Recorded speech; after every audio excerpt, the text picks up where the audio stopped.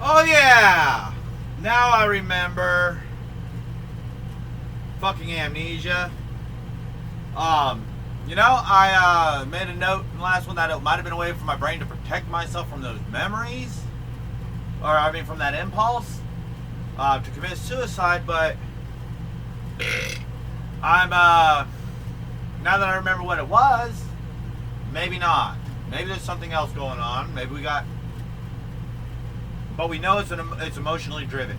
Whatever that stop in my thought process and that lost the instant that lost that short-term memory. Remember, I told you my short-term memory is fucked and my long-term memory is awesome. See, after I work here, I was able to bring it up. Now that I brought it up 2 or 3 times, now I can probably repeat it again, even though I just told you all this stuff. So let's see. Oh yeah, food. I got $10, 4 or 5 days to go. I'm doing pretty decent at $2 or less a day, so I should be able to make it. That's why I was gonna wait until I ran out of food or resources, but I'm not going to, because should be able to get my next deposit before I run out of money and food. It'd be real tight. But such is the life of a retard with executive functioning disorder who constantly gets stigmatized after being abused as a baby. And now I'm looking forward to this court date, and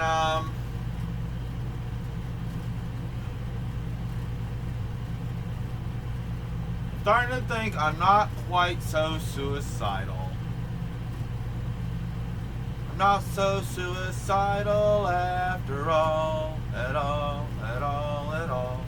I think what it is, and again, this is why I was having that problem when I was talking about bipolar, about dipping off into depression too much.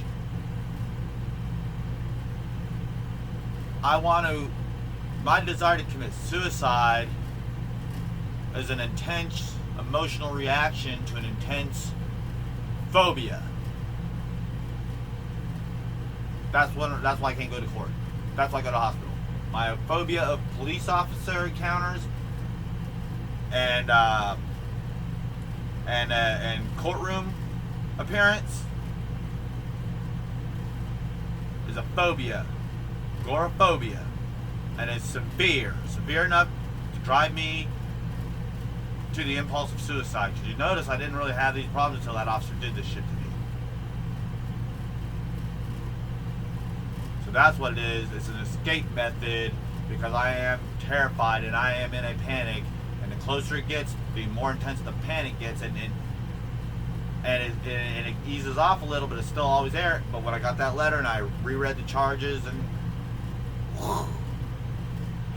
hopelessness, fear, terror, panic, anxiety, not really depression,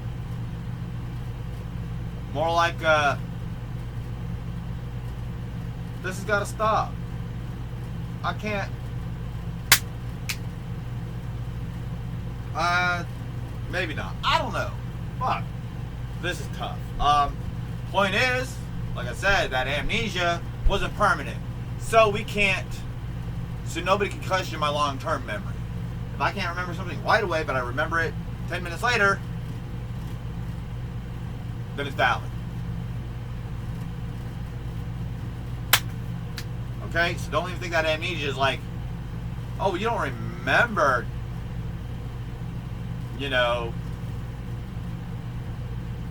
hitting that person. That's why you got the battery charge. And you said you have amnesia, so guilty. No, motherfucker, I said short-term memory loss. And why I got that short-term memory loss, it's in my cognitive reasoning and thought processing. It's not in my physical face-to-face interaction. That's a totally separate part of my brain, and that's so hyperactive, as a matter of fact, when I'm around, that might be why there's a deficiency in withdrawing that information. Then again, it might all just be it is all just mental retardation. It is what it is. So let's see if I can hold on to this emotional dysregulation. So when I go to the hospital, I'm not going in for suicide or self-harm. Wrong. I'm going in for severe chronic emotional instability, and I'm going in for severe chronic generalized anxiety disorder. Those have to be medicated correctly before I show up in court, or I'm never leaving the hospital.